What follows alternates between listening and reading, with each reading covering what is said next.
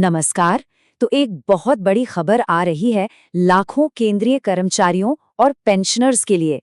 केंद्र सरकार ने 8वें वेतन आयोग को हरी झंडी दे दी है। और जानते हैं सबसे बड़ी बात क्या है? इसकी सिफारिशों के लिए एक समय सीमा, एक टाइमलाइन भी तय कर दी गई है। तो ये समय सीमा आखिर है क्या और इसका मतलब क्या है? चलिए इसे थोड़ा आसान भाषा में समझते हैं। जी हाँ, सिर्फ 18 महीने। सरकार ने 8वें वेतन आयोग को अपनी रिपोर्ट सौंपने के लिए यही डेडलाइन तय की है। इसका सीधा मतलब है कि अब काउंटडाउन शुरू हो चुका है और अब सब की नजरें बस इसी टाइमलाइन पर टिकी रहने वाली हैं।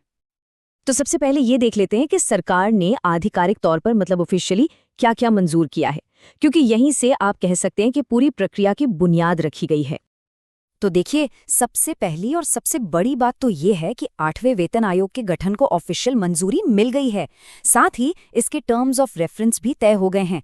मतलब आयोग क्या करेगा और कैसे करेगा, इसका पूरा रोड मैप तैयार है। और एक और बड़ी इंटरेस्टिंग बात है इसमें, आयोग अगर जरूरत समझे तो फाइनल रिपोर्ट से पहले एक अंतरिम यानी एक इंटरिम रिपोर्ट भी दे सकता है। और इसका फायदा ये होगा कि कुछ राहत शायद पहले भी मिल सकती है। अच्छा, तो सवाल ये उठता है कि इस इतने बड़े और महत्वपूर्ण मिशन का नेतृत्व कौन कर रहा है। आइए एक नजर डालते हैं कि इस आयोग की कमान आखिर किसके हाथों में सौंपी गई है। इस आयोग की अध्यक्षता सौंपी गई है सुप्रीम कोर्ट की पूर्व न्यायाधीश जस्टिस रंजन प्रकाश देसाई को। जाहिर है उनका जो न्यायिक अनुभव है वो इस पूरी प्रक्रिया को एक निष्पक्षता और विश्वसनीयता देता है। उनकी मदद के लिए टीम में एक पार्ट टाइम सदस्य और एक मेंबर सेक्रेटरी भी होंगे। हमने अभी टर्म्स ऑफ रेफरेंस या टीओआर शब्द का जिक्र किया था। तो ये है क्या चीज़? देखिए, सीधे और सरल शब्दों में कहें तो ये आयोग के लिए एक तरह की रूल बुक है। यही टीओआर तय करता है कि आयोग किन किन मुद्दों पर अपनी सिफारिशें देगा, जैसे कि सैलरी का स्ट्रक्चर क्या होना चाहिए, भत्ते क्या होंगे और पेंशन कैसी होगी। चलिए अब आते हैं उस सबसे अहम सवाल पर जिसका जवाब सब जानना चाहते हैं। इस पूरी प्रक्रिया का लाखों कर्मचारियों और पेंशनर्स पर आखिर सीधा सीधा असर क्या होने वाला है? तो आयोग जो है वो मुख्य रूप से 3 बड़े एरियाज की समीक्षा करेगा। पहला, मौजूदा सैलरी स्ट्रक्चर। दूसरा, पेंशन में क्या संशोधन हो सकता है। और तीसरा है कर्मचारियों को मिलने वाले अलग अलग भत्ते और दूसरे लाभ। आप कह सकते हैं कि इन्हीं 3 स्तंभों पर नई सिफारिशें टिकी होंगी। हाँ, लेकिन एक मिनट, ये मामला सिर्फ सैलरी बढ़ाने का नहीं है। ये इतना सीधा भी नहीं है। देखिए, आयोग को ना एक बहुत ही मुश्किल बैलेंस बनाना होगा। एक तरफ है कर्मचारियों की जरूरतें और उम्मीदें और दूसरी तरफ है देश की आर्थिक हकीकत। मतलब सरकार के खजाने पर इसका कितना बोझ पड़ेगा, राज्यों की अर्थव्यवस्था पर इसका क्या असर होगा, इन सब चीजों को भी तो ध्यान में रखना होगा। और जरा सोचिए, ये जो बदलाव होंगे ये कितने लोगों की जिंदगी पर असर डालेंगे। आंकड़ा सच में बहुत बड़ा है। करीब करीब 50 लाख केंद्रीय कर्मचारी।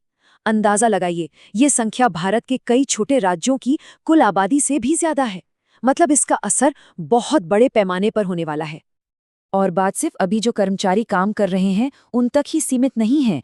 करीब 68 लाख पेंशनर्स भी इस दायरे में आते हैं, जिन्हें इन सिफारिशों का लाभ मिलने की पूरी पूरी उम्मीद है। तो कुल मिलाकर देखें तो 1 करोड़ से भी ज्यादा लोग इससे सीधे सीधे जुड़े हुए हैं। आइए अब जरा पूरी टाइमलाइन को समझते हैं।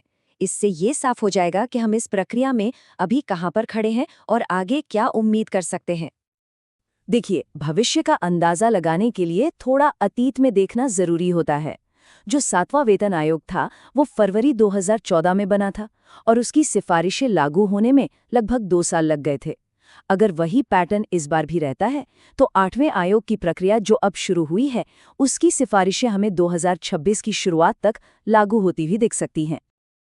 लेकिन एक सवाल मन में आता है कि आखिर हर कुछ सालों में एक नया वेतन आयोग बनाने की जरूरत ही क्यों पड़ती है? ये एक बहुत अहम सवाल है और इसका जवाब इस पूरी प्रक्रिया के मकसद को साफ करता है। असल में ये कोई नई बात नहीं है। ये एक जरूरी प्रक्रिया है जो लगभग हर 10 साल में होती ही है। और इसका सीधा सा मकसद है ये पक्का करना कि सरकारी कर्मचारियों की सैलरी और पेंशन जो है वो बढ़ती महंगाई का मुकाबला कर सके और समय के साथ साथ प्रासंगिक मतलब रेलेवेंट बनी रहे। तो आखिर में इस पूरी बातचीत का निचोड़ एक सवाल पर आकर टिक जाता है। आयोग कर्मचारियों की उम्मीदों और देश की आर्थिक हकीकत के बीच वो सही संतुलन कैसे बनाएगा, यही देखना सबसे अहम होगा और शायद यही इस आयोग की सबसे बड़ी चुनौती भी होगी।